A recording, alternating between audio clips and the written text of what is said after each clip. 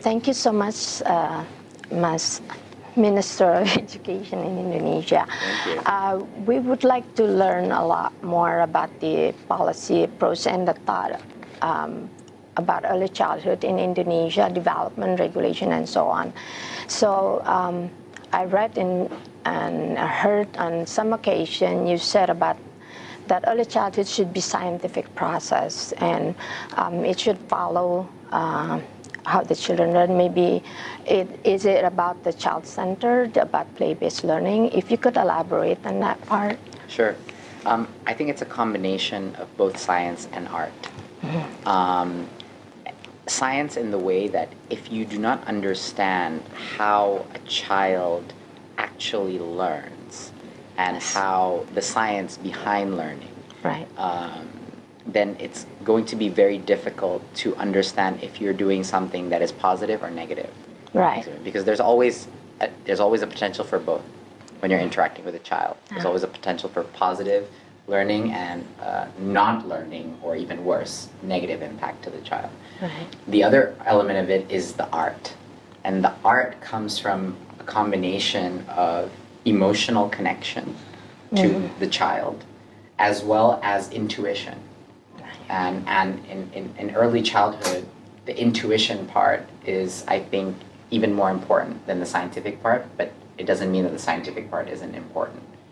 Now, so let's go through one by one what I mean. So, for example, if you don't understand how stress affects learning in a child, then it's going to be the science behind how stress affects learning, meaning that it's extremely difficult for a child brain to absorb any new information and to build neural connections in their brain when they are under stress. Right.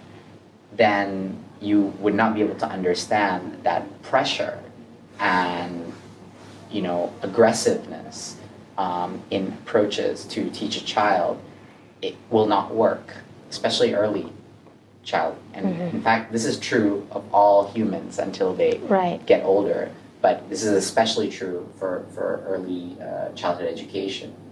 So the prerequisite to anything in learning in early childhood, because of the science, is psychological safety.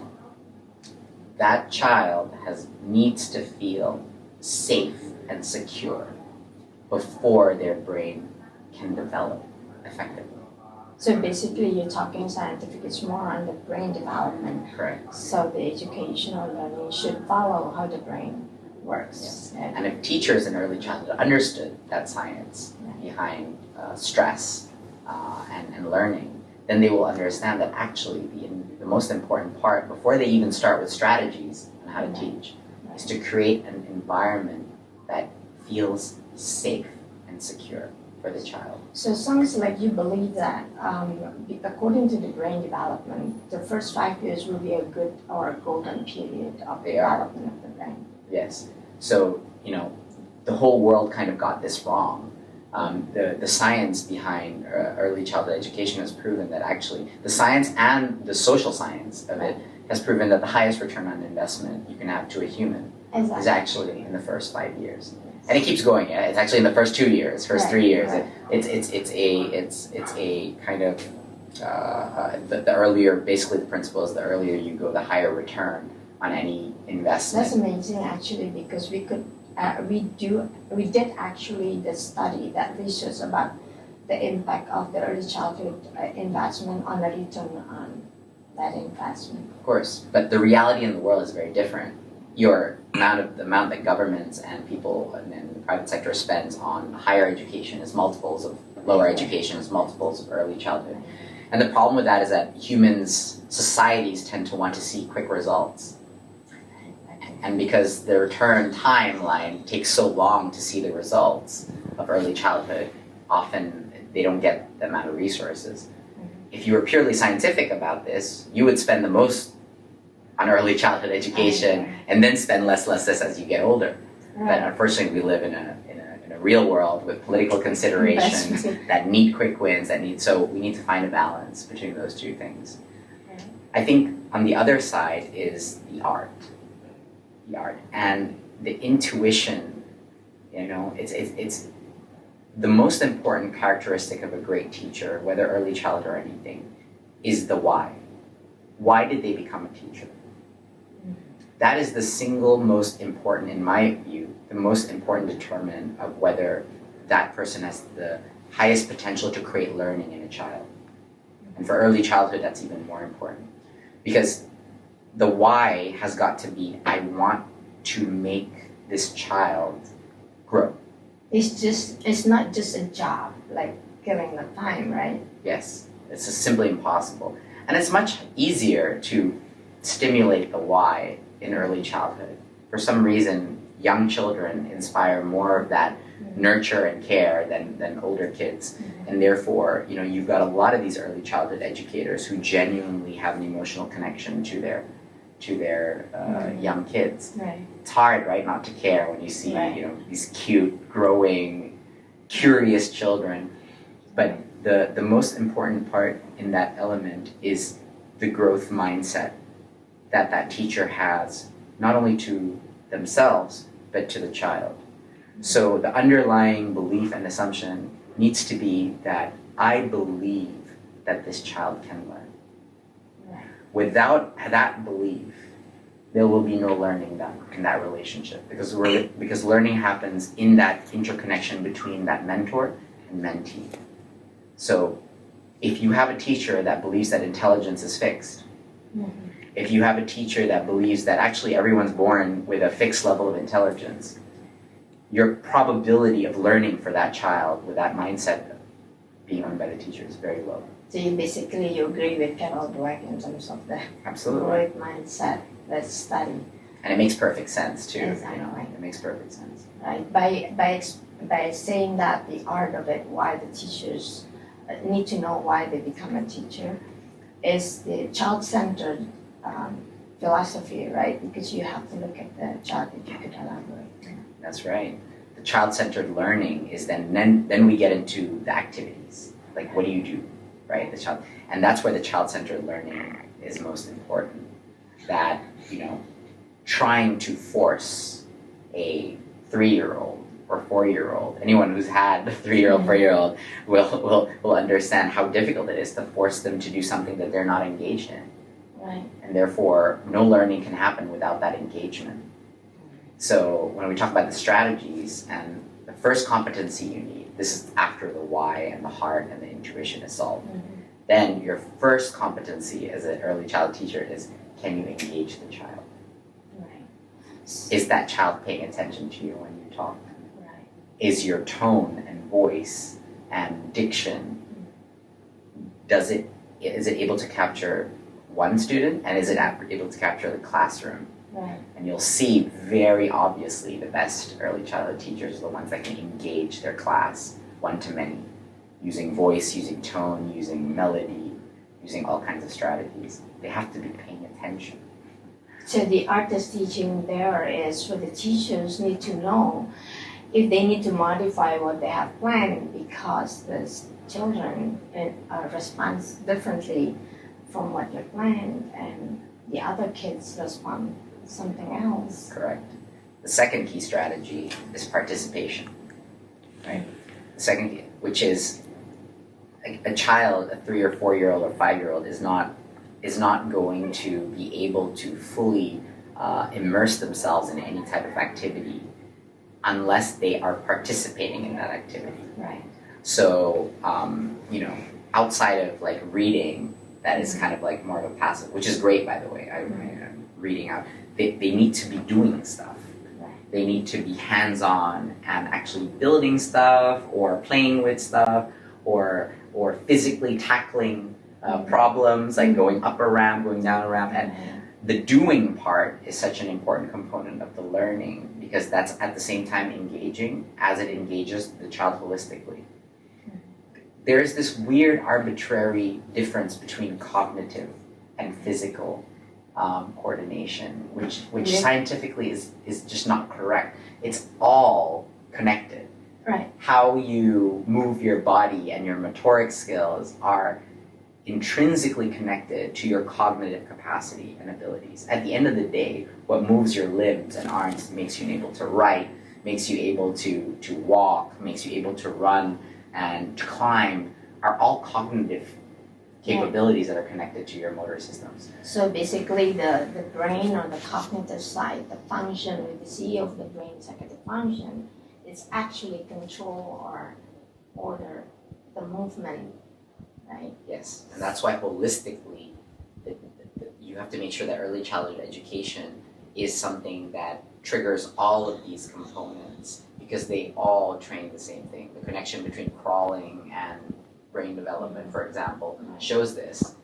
They are two-way connections between the physical and the cognitive. Yeah. So I think that's also important. Yeah, that's really great. So, however, in reality, society and parents don't understand about this. What do you think the plan with the government in terms of educating people? Because I think that's really great. All is connected. Growth mindset to the active participatory learning, how the brain develops, the cognitive CEO of the brain. It's all connected. We've been trying to do that. However, it's not that easy. It's not easy trying to have impact at scale at a mass level. Very often, these kind of great theories just hang on a very academic level, and they don't translate into day-to-day simple behaviors that people, instructors, and early childhood teachers and parents can actually adapt in their day-to-day activity with a child. Mm-hmm. The key to early childhood education is actually developing these habits. And the parent is at least as, if not more important, I would say arguably far more important than even the early childhood teacher, right, in fostering these habits. So that translation into, here are simple things that you can do with your kid to trigger much better, higher quality early childhood development, right? Mm-hmm. A few things, simple things. Ask your kids questions. I mean, everyone can understand that, right? Mm-hmm. Ask them questions. Hey, what happened today? What's that? Did you like it? Mm-hmm. Oh, what color is that? Oh, what sound does that make, right? Repeated question and acknowledgement of response is the simplest yet most powerful way of developing cognitive capability, including speaking and eventually writing, right? Those two things are interrelated as well, right? So asking questions is such a powerful two-way dialogue that actually builds more neural connectivity. Encouraging them to try things, try different things. Ooh, look at this new object. What is it, do you think? What does it do? And then having them try different things independently. And then the final thing is to make stuff, whether it's drawing, whether it is pasting stuff together, gluing stuff, creating something with no real clear rules and regulations to foster that creativity and get their brain thinking outside of parameters, but also thinking creatively about, I get to do whatever I want, and this is exciting for me. And what that does is that it triggers imagination. And imagination is basically the foundation, the fuel for future creativity in whatever field. Right. So that ability to create from a very young age. Now, so 3 things. Actually, what I wish was actually applied, what we learned from early childhood, but I wish could be applied to all educational systems up till K through 12. Banyak tanya, banyak coba, banyak karya. So in English, that is lots of questions, lots of experiments, and lots of creation. I guess that's right. Innovation. Yeah. It's going to get to innovation. So ask stuff all the time, try stuff all the time, and make stuff. That's really good. Just those 3, right, as a central core principle of what actually is the basis of learning. And the beautiful thing is that this applies for elementary school. This applies for middle. It applies all the way. Even university, I guess. Yeah, of course, it's human in nature. But the great thing about watching a small child do this is that it gives the most honest response to how humans learn. It makes it so obvious, which is why I always say, take the learnings, go, if you want to learn what it takes to be a great teacher, go into a preschool. Yes. Look at the strategies that a great preschool teacher has to do. Write it down. Wow. And apply it to your university class. Apply it to your work environment. What are the tools and strategies? Because you cannot lie your way around a small child. Mm-hmm. If you're engaging, Right. they will respond. If That's you're right. not, they will ignore you. That's Right? right. So it's almost like you cannot lie. We could also probably need to ask the students to explain, the children to explain what they're doing, why they're doing so. It's really stimulate their thinking about what they're doing, and they get used to it. Yes. Yeah. And I guess the final piece of this puzzle is reading to your kids. Right. Reading to your kids. Whether you're a teacher or whether you're a parent, the power of reading is so powerful. And people always complain about, okay, so there's this rush of making sure that a kid can know the alphabet and read and write before they hit elementary school. Yes.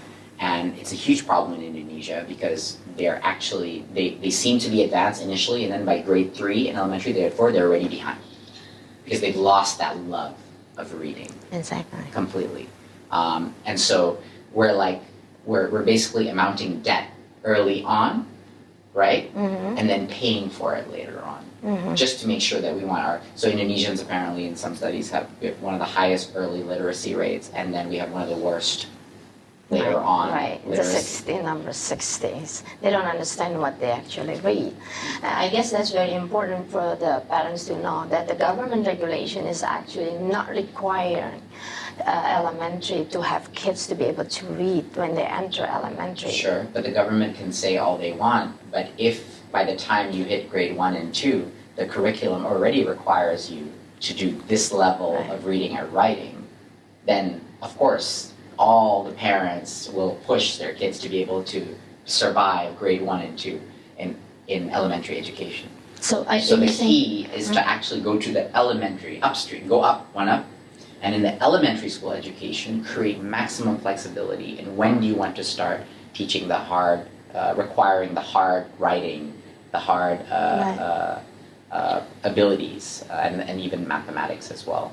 So you cannot change that paradigm in early childhood without changing the curriculum requirements in elementary school. Right. So that's part of our plan, is to create that flexibility to teach at the right level, no matter what it is, and to give flexibility for teachers to go behind if they need to, or to go ahead if they Right. need to. This is kind of a fundamental problem with the education system today. You're not teaching at the right level. Right, You're just exactly. assuming grade 4, this is what everyone needs to do, so that's what they all learn. That That's not. sounds like against that student-centered, child-centered. Exactly. Because if you start from where the child level, then you push them to Right. move up, The right? World Bank just said that we're on average 2 years behind on overall, and based on their surveys, and that's a reflection of not teaching at the right level. We don't allow kids to catch up. So, as a conclusion, what do you want? Like, or what's your plan with what we do in World Forum? Is there anything that could be assisting the government? I think from our side, one of the most exciting things that we're trying to change in the Ministry of Education is to work through civil society organizations. Okay. We want to work together with them as much as possible so that the change that we create is sustainable, because we do believe that there is no way we are going to create positive change if it's only the government moving forward. We need to do this in tandem with civil society organizations, for-profits, non-profits, aid agencies, etc. So my biggest expectation is to have the best of the world realize how Indonesia wants to change in early childhood education, and to come and prioritize Indonesia as one of their most important areas, one of important countries to help, because the kind of learnings that you can get in trying to reform this educational space at such a large scale is incredible for the rest of the world. if you can crack Indonesia, you can solve the world. And so I think if that is an exciting thing for a lot of organizations working in early childhood, I would encourage them to come and work with us and partner with us and help us learn and get better.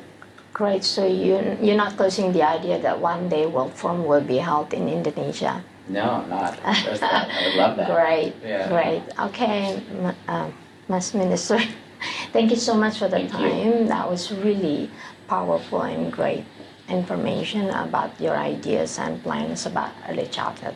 So hopefully next time we could do much more together. Thank you. Thank you. Appreciate it. Thank you. Bye.